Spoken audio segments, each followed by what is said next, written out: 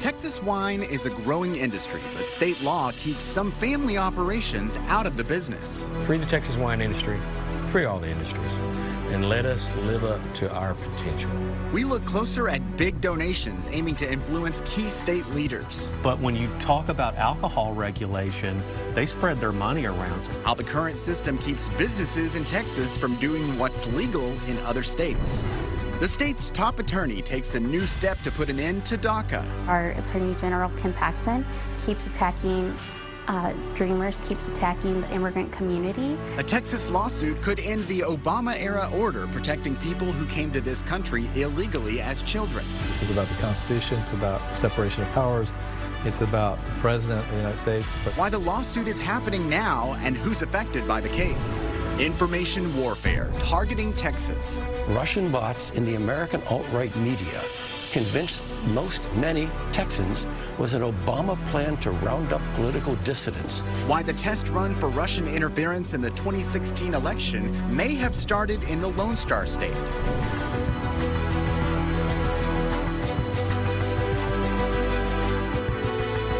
Hello, I'm Josh Hinkle. Many of the laws regulating alcohol in Texas date back to the days after Prohibition. Supporters say the old laws promote public safety, but others say they create unfair obstacles for new businesses that want to make and sell alcohol. Political reporter Phil Prazen teamed up with investigative reporter Jay Root from the Texas Tribune to look into the issue. They take us to a well-known Hill Country restaurant where the owner says he's being held back by groups with powerful influence at the Capitol. What started as a stand on the side of the road now is a Central Texas staple. Most people know the Salt Lick for its meat. It all depends on what the soil allows to do. But Scott Roberts already has 50 acres of grapevines in the ground, going on 80. This is Tempranillo. He wants to start a winery here in Driftwood. It is to the city of Austin and the surrounding area exactly what Napa Valley is to the Bay Area. He has one problem: state government. Lawmakers make it illegal for him to own both a winery and a restaurant selling alcohol. And since Prohibition ended, lawmakers used a three-tiered system to regulate alcohol, separating those who make, distribute, and sell it. But Roberts says distributors in the middle tier have become far too powerful. It's become a system to that one tier now exerts its pressure over everybody else for their own self-interest. Political contributions. It's just simply it. The watchdog group Texans for Public Justice crunched campaign numbers and found distributors donated nearly $11 million to Texas lawmakers in the past 5 years. That's 3 out of every $4 the alcohol industry contributes. The people who've received the most: Governor Greg Abbott, Lieutenant Governor Dan Patrick, and Speaker Joe Strauss. There are people that have a stranglehold on the Capitol and don't want to see any changes into our three-tier system at all. Representative Jason Isaac saw their power firsthand. He represents Driftwood, the same area as Salt Lick, and filed a carve-out bill that would let Roberts own a winery and retail stores. Chair lays out HB 1429. It needed to clear the House Licensing and Administrative Procedures Committee, but was never even voted on. I knew right away that it wasn't going to go very far. According to campaign data, in the past 5 years, those 9 licensing committee members received more than $370,000 from distributors. I have had members tell me, Jason, I can't be with you on this because I've got a big distributor that is in the district or supports my campaign efforts, and so I just need to sit this one out. But distributors will say it's simply more important to protect the health and safety of Texans. The fear is you make that carve out, and then somebody else wants a carve out, and somebody else wants a carve out, and then all of a sudden the whole three-tier regulatory system has holes big enough you can drive a beer truck through. Rick Donnelly, president of the Beer Alliance of Texas, told us the three-tiered system also protects mom-and-pop operations from being run out of business by large companies. And all of those political donations, that's just the way democracy works. We don't begrudge any other segment of the industry or any other industry group from participating. It's a free and open democracy. But it's not like there haven't been carve-outs before. When Anheuser-Busch bought SeaWorld, lawmakers made a carve-out so they could sell Budweiser at the theme park. Donnelly says the legislature focuses on what's best for the public, and the Salt Lick isn't SeaWorld. When you look at legislation, you can't always look at how it affects every single family in the state of Texas. I just say they are making a very good living. If the public wasn't damaged doing it for a major corporation, how is the public going to be damaged if you do it for a smaller individual? If the laws change, Roberts will use the boost to build an event center and wedding venue. But he has to keep those plans on hold until at least 2019, when he'll take on the distributors again in the legislature and hope for a change. Free us. Free the Texas wine industry. Free all the industries. And let us live up to our potential. And quit drinking that California wine. This report was the result of our partnership with the Texas Tribune. For a closer look, we're joined by Jay Ruth, the investigative reporter for the Tribune. Welcome. Thank you. How do Texans feel about this? How did it really start? I've been interested in liquor regulation for a long time because, you know, we hear our state leaders say over and over that Texas has a light regulatory hand, that we're the kind of place where entrepreneurs thrive. But if you look at alcohol regulation, car regulation too, we chose to focus on alcohol regulation in this series, but there's a different narrative out there. We have a very complicated set of laws that a very well-heeled financial interests have kept the way they are because they benefit from it. So when you have producers and distributors and retailers that could possibly be financially separate, how do Texans feel about this? Because I'm not sure a lot of people think about that affecting them. I don't think people really, you know, wake up thinking about the three-tier system. You know, it's complicated. It's super complicated. Every time I do a story on this, I have to really talk to people and talk to lawyers, frankly, to understand what the code says. It's riddled with exemptions, with carve-outs. You know, SeaWorld in 1989 was bought by Anheuser-Busch, and they discovered, oh my God, we can't sell beer at, you know, Anheuser-Busch can't sell beer at SeaWorld. Well, they got an exemption that said, you know, if it's this certain acreage in this county, you know, the bracketed bills that are only for one company. And our story that Phil Prazin and I worked on together was about the Salt Lick, and the Salt Lick wants to start a winery, but they can't because since they're a restaurant and they have mixed beverage permits out at the airport and in Round Rock, they can't be in the manufacturing tier. This is allowed in California and in other states, but in Texas, you can't do this. Now, you had mentioned that this is something that's kind of bipartisan in some respect. Talk to me about that. Yeah, you know, it really is. And I actually think it's very interesting for Texans and for us in the media to pay attention to bipartisan things. We often focus on partisan flashpoints like the bathroom bill, for example.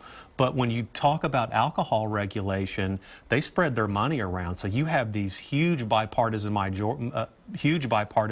majorities in favor of this legislation. The critics end up being a handful of very conservative Freedom Caucus members, and Austin liberals a lot of times join them in trying to break this code open and make it be a little more competitive.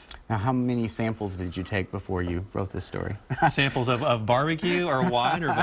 All of the above. Well, look, when I told Phil about that we were going to do this, he said, you had me at barbecue. Actually, I think I said that to him, but anyway. All right. Jay, we really appreciate this story and your partnership with KXAN. Thank you for being with us. Love doing it. New ideas aim to cut the multi-billion-dollar cost of keeping people in prison.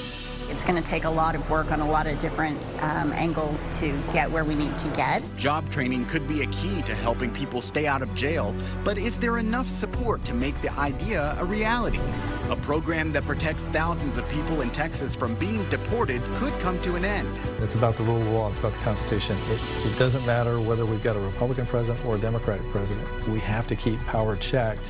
How a lawsuit from Texas could push President Trump to end DACA, and what could happen next for the people who count on the program.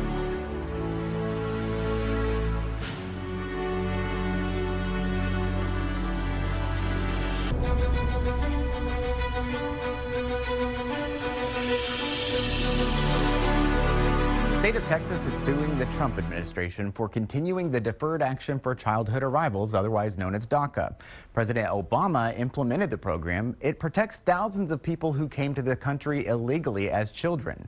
Texas Attorney General Ken Paxton made the announcement Tuesday in Austin. 6 other states joined Texas in the lawsuit. You may remember last year Paxton threatened to sue the Trump administration if it did not rescind DACA. That's when the president said he would end DACA and gave Congress a March deadline to come up with a long-term solution. Paxton never filed suit. But last month, a federal judge overruled the effort to end DACA and gave the White House 90 days to better explain its case. That's when Paxton decided it was time for Texas to sue. Last September, President Trump sided with the rule of law. He agreed to phase out DACA after I led a coalition requesting his administration to do so or face a court challenge. Since then, 3 activist federal judges have blocked the federal government from canceling DACA. That means that unelected federal judges are forcing the Trump administration to leave an unlawful program in place indefinitely as legal challenges drag on. We spoke one-on-one with Attorney General Paxton after his news conference. He told us why he thinks DACA is unconstitutional and why Congress needs to step in. You know, our founders really did care about how the government was set up. They separated powers because they didn't want power in the hands of one person. And so what President Obama did was he stepped into the shoes of Congress and took their role. So if we allow that to happen, whatever the policy, good or bad, whether you love it or like it, hate it, it's all about making sure that our constitutional form of government is followed. And if any president steps outside of that role, we need to make sure that that's checked. Otherwise, we lose our form of government. Paxton says the lawsuit would not lead to anyone being deported who's currently protected by DACA, but he said it would stop the federal government from adding new people into the program. A test for Russian information warfare right here in Texas. At that point, I'm figuring the Russians are saying, we can go big time. A controversy in the Lone Star State may have been a training run for a bigger operation in the 2016 election. It does make sense that this was whipped up by alien creatures, Russian bots. And we'll look at the impact of these new details and whether it could lead to action. New strategies to keep Texas inmates from returning to prison. Education, job training with high demand occupations while they're incarcerated and create that runway for them to come out and be contributing members of society. Some groups are pushing a new plan for job training behind bars. We'll look closer at the idea and what it will take to make it happen. You're watching State of Texas.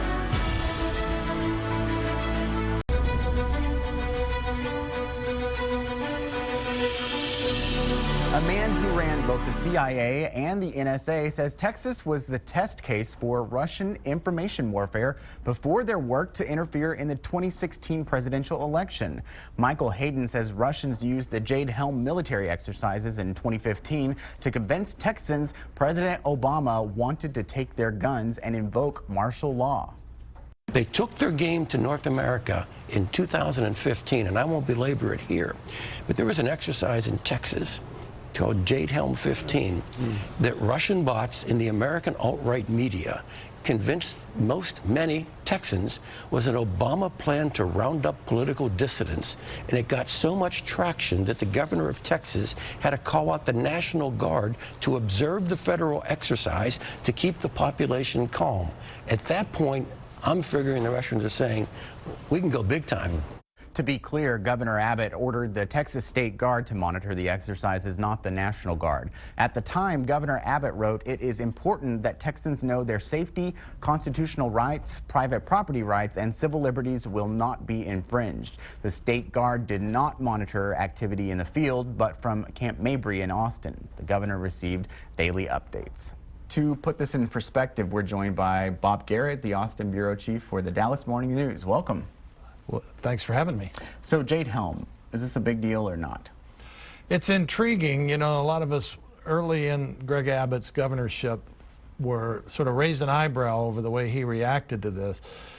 And it seemed strange at the time. And whether or not Michael Hayden can back all this up in his book, it does make sense that this was whipped up by alien creatures, Russian bots. And, you know, it wasn't just reporters and Democratic critics of Governor Abbott at the time. It was his predecessor, Rick Perry, you'll remember, kind of criticized him, saying, you know, I question my government pretty often these days, but never the military, never the men and women in uniform. So that was, you know, governors tend to and their predecessors tend to have friction. Right. But that was kind of a indication of maybe Abbott, maybe this wasn't his finest hour. But, you know, at that point there was already some thought that the Russians had been involved in maybe trying to stir up some thoughts of secession and things like that. Right. Do you think that lawmakers are going to look at that and Jade Helm and things that happen with the presidential election? State lawmakers, will they try to do anything to limit this kind of interference in the future? Well, that's a good question. Probably depends on who the speaker is. I can't see that coming from the Texas Senate, but maybe the Texas House would. You know, another big story this week was the race for House Speaker. You know, Eric Johnson says that he's going to get in the race. He's a Democrat. Will this be a factor? It probably is a determining factor that his candidacy is probably mostly symbolic. But we don't know who all the Republican candidates are yet, and it is interesting because Eric Johnson's made some of us go to the history books, and I think it's been about 72 years since the Texas House had a speaker from Dallas. So that's kind of interesting. He's making a claim, and of course he would be the first African-American speaker of the Texas House. All right. Well, on the Republican side, you know, so far we have John Zerwas, Phil King, Dan Parker. Who has the edge there, really? I haven't a clue, and you know, everybody that you talk to says we've probably not yet seen even really a third of the field. That, in other words, we'll have a half dozen more by the end of the year. So I don't have a clue. Before we go, I have to ask you about Ken Paxton and DACA. You know, what's going on here? Is this really going to make a difference? Well, you know, his last foray into this did make a difference. They found that sympathetic federal judge down in the valley and on the DAPA, the parents, and got that sort of knocked out. It's hard to read this one because this thing's already in the courts. That's why Trump was unable to end it. And Paxton is sort of saying that he's just for the rule of law here. But of course, Democrats are saying he could be part of a constructive solution for comprehensive integration reform rather than picking on these kids. And that could really have implications in how people are campaigning ahead of the next election cycle as well. I think so. This is an issue that the Democrats think it's a good issue for them. Yep. Bob Garrett from the Dallas Morning News, thank you very much. Thanks, Josh. It costs billions of dollars to keep prisoners behind bars in Texas. New ideas focus on job training to help former inmates stay out of jail, but there's a problem that lawmakers have to solve first.